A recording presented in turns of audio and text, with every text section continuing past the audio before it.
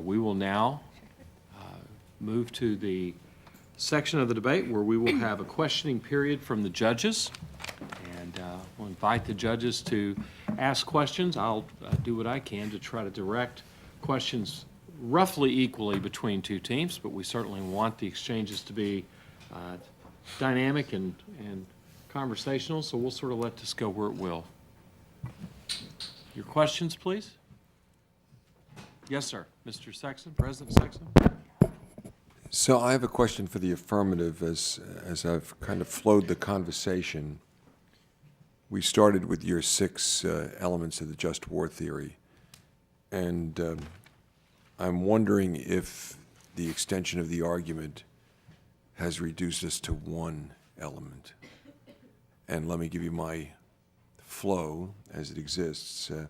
It pivots on 2 questions that were asked by the negative, the first of which was, so which are the more important elements of the just war theory, in which case you move down to 3, proportionality, justice, and winnability. And then you were subsequently asked the question based upon the evidence pivot around 2010, and if I understood the answer correctly there, that dichotomy was meant to go after both winnability and cost-benefit, and your response to that was yes, but it still would be necessary to examine whether the intervention was just. So my question, I guess, is have I flowed this incorrectly, or are we now down to a simple question of whether or not the intervention has a justification? Okay, well, I would say, yeah, you have flowed it incorrectly, but basically, the problem is that You'll point out. take to it me, respectfully, but no, of course, but you'll point out to me where I did. I hope. yeah.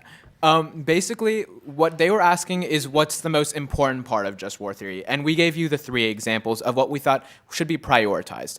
But when you're looking at the full scope of the war and the military invasion, every part of just war theory really matters in that each subsequently shows an independent reason of why the war is either justified or not justified. But what we pointed out is that any of these 3 tenets not being met really categorically shows the war is not justified, in that if it doesn't have a just cause, or it's not winnable, or that it has more costs than it has benefits, then the war should not be waged at all. And while they tried to point out that some of our evidence was before 2010, I can really only think of one piece of evidence that they were really talking about. So other than that, really what we're proving is that right now, in the future, and in the past, military operations have not been able to meet their goals. They never had a justified cause, and they're not really doing anything that falls under NATO's scope. Other questions? Can I follow up with this, since I flowed the same as President Sexton? So I think part of what the attempt to get to is the letter of your words as we receive them, and the way in which this plays out into the way we are supposed to define the debate. We need you to help us set the framework for the debate. And the problem that I have with here are the 3 most important things suggests that these other 3 are lesser, and how we're supposed to evaluate all of that in the face, I'm asking this of you all, how we're supposed to evaluate this in the face of the claim that we really can't look at all of these, this is a theory. The practicality of this needs to be evaluated on the examples. And so I need a little bit more than what you just gave, that, well, it's not justified. Well, one of the reasons that we gave priorities to 3 of the prongs over the other 3 was that those are the ones that are most often argued about in politics and most often used when making policy decisions. But the other ones are still very important, and this can be seen for very practical reasons. For example, just war theory is based on the theory that violence should be avoided if at all possible. And the prong of last resort is perfectly relevant, because if a diplomatic solution could be found instead of a violent invasion and perhaps the killing of civilians that in another case may involve benefits greater than costs, then the war wouldn't be justified. For example, even if benefits outweigh costs in an intervention. If there was another diplomatic alternative that would have produced a better outcome, then the war still wasn't justified. And you have to think this way about every single prong. There's a practical application of each. I just don't have the time to go into each right now. Okay, well, one more, then I'll be quiet. So the claim over here is that it's really unfair for them to have to defend all 6 of these.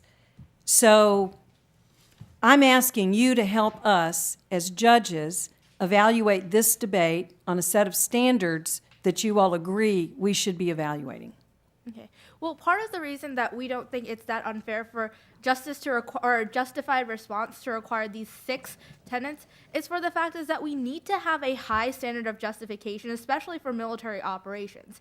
Without setting a high standard for NATO or for anybody to intervene militarily, it allows a lot of future abuse of power and of the military. So that's going to lead to a lot of unjustified responses in the future as well. So to justify something, we need a high standard right now.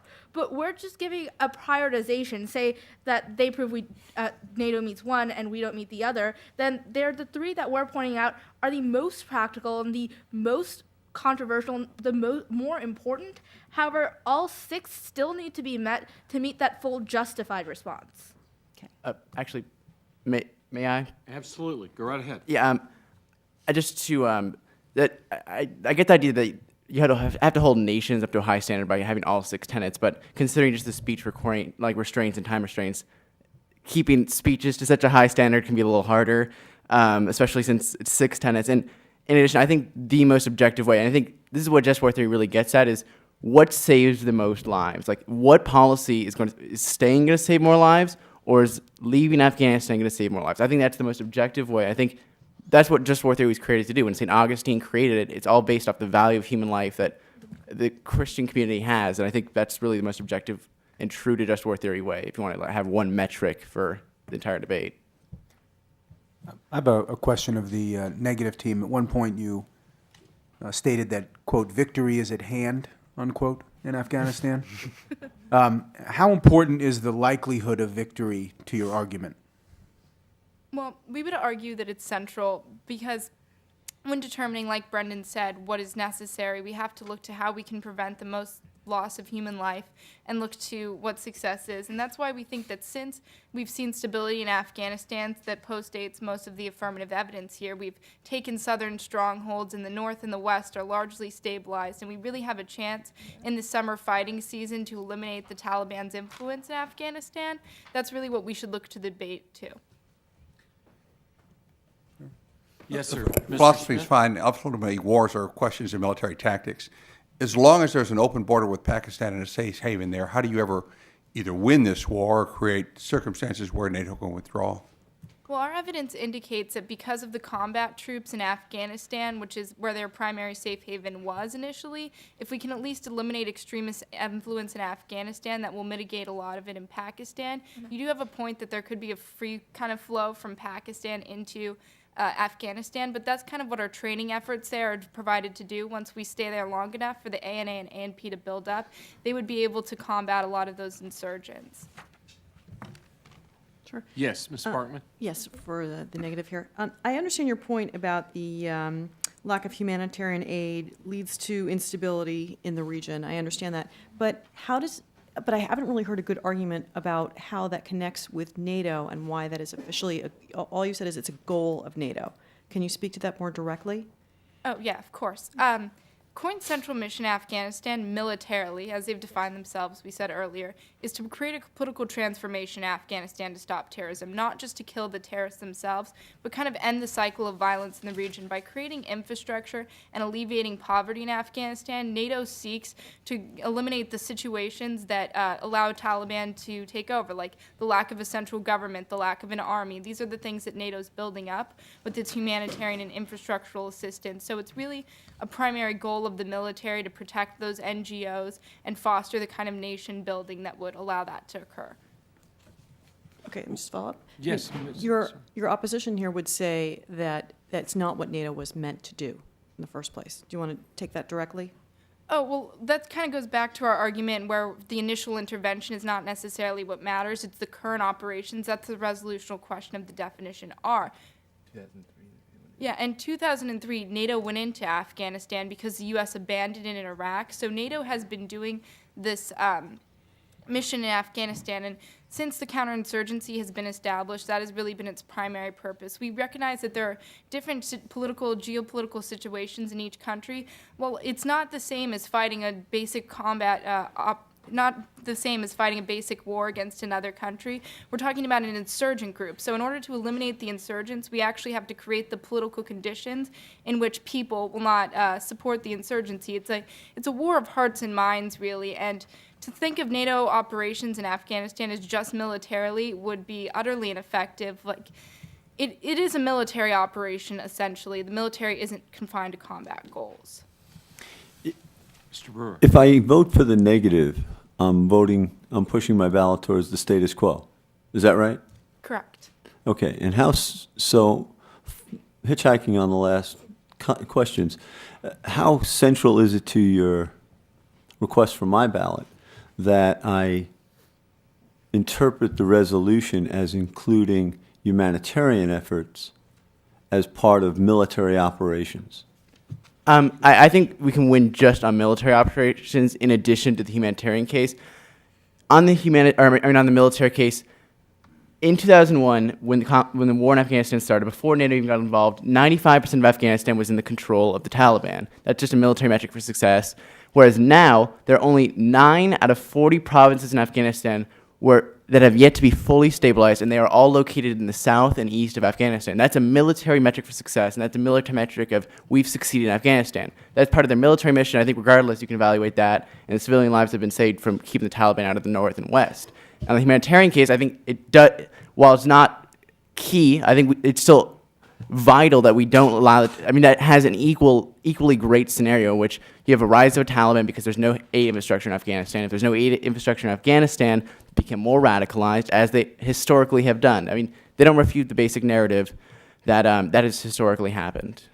If I might add to that also, in addition, even if you don't evaluate the PRTs and NGOs as part of NATO's military operations, the combat operations are what protect the PRTs and NGOs. So in and of themselves, the combat operations have a role in protecting humanitarian efforts. So if, David, Yeah, sure, may I of course. extend on this? So you ask for my ballot even if I don't believe the evidence in the debate establishes that we're winning militarily, merely because of the corollary humanitarian efforts that NATO has undertaken? That would be a reason in and of itself to vote negative, because we can protect NGOs and PRTs. Like, NGOs aren't even necessarily, they're non-governmental, they're not even part of NATO's operations. So in addition to this, it kind of has an effect on all the other factions that are in Afghanistan, not even the ones that NATO undertakes. So that's a reason to, yes. vote negative. May I direct that same course you question? Does the affirmative want to comment on that? The definitional questions I've been asking to the negative, do you have anything on that? Yeah, we would say that the humanitarian efforts that are perhaps, or that they claim are made possible by NATO operations are not necessarily grounds to vote negative in this debate, because though that may mean that the humanitarian operations are just because their benefits would outweigh the costs, that is not a quality of the NATO military operations in and of themselves. And then the military operations, in turn, cause civilian deaths, as we outlined in our speeches. To add to that really quickly, the fact that NATO operations are protecting those who are performing the humanitarian assistance means that at best, you can credit NATO with protecting those people, but you can't credit them with the work that the NGOs and the other organizations are doing, since that's not done through a NATO military operation. Just to follow up on Mr. Brewer's question to the affirmative, could you envision a just, unwinnable war? Good question. No, that violates one of the prongs of just war theory, and it also depends on how you define winning a war. winning, I think by definition, would mean that you're accomplishing some kind of goal, perhaps rectifying the problem that was the cause of the war, or achieving the intent of the war. And if whatever is sought is not coming to fruition, that not only means that nothing is gained from the war, but it means that one of the other prongs at least isn't met as well. So I want to take Brother Brewer's point in a different direction, and this will display that I've been out of debate for about 40 years. My question is fundamental, and it's to both teams, and it has two parts. So back in the old days, the affirmative had the burden of proof. And it seems here there's an argument that the negative has a burden of proof. So I would like each team, because, you know, if in doubt, we were taught vote negative. That's why if we won the toss, we always went negative. But if the burden of proof's on the negative, then you'd always choose affirmative. So I have two questions here, two parts for both teams. Who bears the burden of proof in this debate in general? And in specific, who bears the burden of proof on what the standard is, to wit, whether it's the just war theory and they have to meet all six or not, because of some principle of reciprocity, which I took to be a postmodern version of what we used to call topicality. Yeah, okay, well, we'll take that first. I think what makes this resolution unique is that it's a negative statement, in that it says the military operations are not justified. So in this case, the burden is actually on the negative because they're the ones proving that they are justified. So this is kind of a flip of what a normal resolution would be. And so the ones that are actually doing the proving in this scenario would be the negative. But furthermore, both of us have the opportunity to create a framework, but we were the only ones who really did so in the round. And they've basically argued against our framework and chosen one of our tenets, but they've never actually proved a counter framework would be good for framing if a war is just or not. And so insofar as that they have improved a really counter-weighing mechanism for the round, the only thing you can look at is just war theory. So I'm sorry, in fairness to you, because my ballot may turn on this, I just want to give you a chance to extend this. So one of the compensating factors for the affirmative in the old days was they got to kind of pick the grounds of the debate. They presented their version of the topic. And it would have been considered roundly unfair for the negative to get up and present a counterplan and say, now we'll debate about this. And it seems to me that's what you're doing as a logical matter. Well, first is that the burden of proof, though it is their burden to prove it just, we still have a reciprocal burden. And the other thing is, if you're talking about the advantage they have, we did have to give them our affirmative constructive. So I guess you could say they did get an equal advantage there. So the debate is still going to be on a fair ground. Not only that, but we're still having the equal burden of proving something and unproving it. And though we had an equal opportunity as they did to present a framework and then debate it during the second constructive speeches and during this cross-examination period, the difference is they just agreed to ours or just didn't come up with a counter one. If I may add something, it also depends a little bit on the topic that we're discussing. They may argue that our framework is abusive in this context, but the fact is, war is abusive. It's violent, it hurts people, and the reason just war theory exists practically is because there should be a tendency in human history not to justify war, so as not to lead to the slippery slope that could end in perpetual conflict. Negative? To answer the first part of your question, I do agree with the affirmative that and because the IPPF resolution is a bit flipped because it is like a negative statement for the resolution, the negative does present the burden to prove whether or not it's to prove it's okay. But the presumption goes with the status quo. Plus, the affirmative gets the last speech, so they can go all out on any tenet that they feel be strongest. So while yes, the affirmative does have a burden to show us their speech and whatnot, we do both have the same amount of burdens to research, to both prepare for this debate, and we do provide a framework. While the affirmative believes that we should justify a war through just war theory, we believe that the resolution calls for the justification of not the war, but its operations. And therefore, we believe that if we are to prove that a military operation is justified, then the resolution is met, and that therefore the negative should win the debate. Other questions? do you believe that we should vote negative merely? Let me take a step back. There's a time or temporal element to this debate, right? The negative, correct me if I'm wrong, you say that we really can't judge this resolution by looking backwards. And so you would dismiss all of those backward-looking elements that the affirmative wants us to debate. Is that right or wrong? Correct. You would just say that, well, we're here today, and we have to determine whether or not we need to maintain the status quo for some period of time, and if so, push the ballot my way. Is that your argument? Yeah, Essentially. yeah, we make strategic arguments against it regardless, but yeah, that would be the ideal. Okay. ballot. Let's make a deal. That's the name of the game. All right, I like that. And to the affirmative, because this is important, at least for my ballot. Respond to that. You would say, you would interpret the resolution as saying, look, push the ballot my way if you think that we never should have been in this war. Yeah, if you don't. For any reason. Yeah, if you don't think we should have been in it, if you don't think what we're doing right now is right, if you don't think in the future we'll be able to actually meet these goals, there's a lot of ways that this war could be unjustified. Because just because you unjustly get yourself in a difficult situation and then try to get yourself out does not mean that you're justified in being there.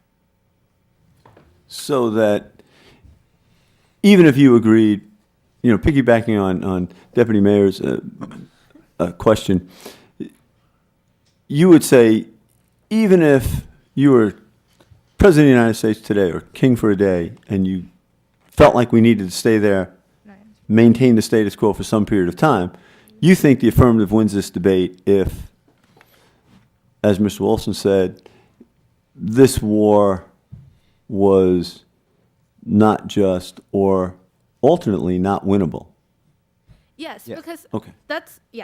I guess that's basically what we're talking about in terms of that is if you don't think the war is just, you wouldn't think it's justified, and that's the affirmative position. May we? Sure. Can we, yeah. Yeah, I think if you're going to evaluate from the past, I mean, we don't think you should, but if you're going to look at the past, I mean, the evidence they talk about, like in their last resort tenet, which I think is what you're talking about, whether or not, I mean, it's that last resort tenet and the diplomacy tenet, whether or not you're dealing with the past. I think what they talk about the past, though, is they talk about 2001 when the United States originally got involved in Afghanistan. But the past you should look at is the 2003 invasion, or not invasion, 2003 supplement by NATO when they actually first got involved. That's what the resolution's about. And I think that their evidence really isn't talking about that 2003 involvement. It's talking about 2001.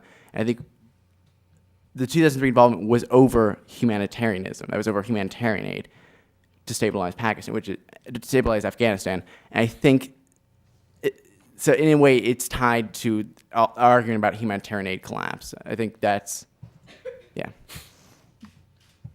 I want to ask one thing if there's course. time, Professor Baker. There's plenty of time. The negative just claimed that presumption rests with them. Do you agree with that affirmative? No, we don't agree with that. Why? Honestly, I feel like the only way I feel like we don't agree with that there's a need to presume either side. Given that there's definitely clash on the flow and there's arguments on both sides, ultimately a presumption argument shouldn't determine this round.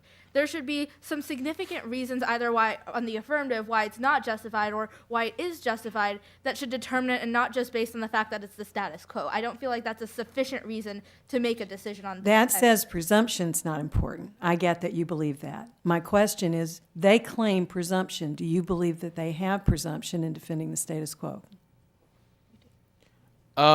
Not necessarily if we can prove that the status quo itself shouldn't have happened in the first place. Okay. As in, like, if we prove the war didn't have a just cause. I have a question for both teams, actually. Start with the affirmative. You set out a number of just war conditions at the start of the conversation. How many do I have to think you proved to vote your way? Well, really, the debate is boiled down to three because I think the negative constructive, they really didn't argue two or three of them anyway. And so those three can already be flowed to the affirmative side. So when we're debating the three major ones that we've been talking about, the proportionality, the winnability of the war, and the just cause, we think that we've won all three of these anyways. So you can vote affirmative based on that. And what we pointed out in the beginning is that they would have to meet all 6 tenets because of this high bar of justice.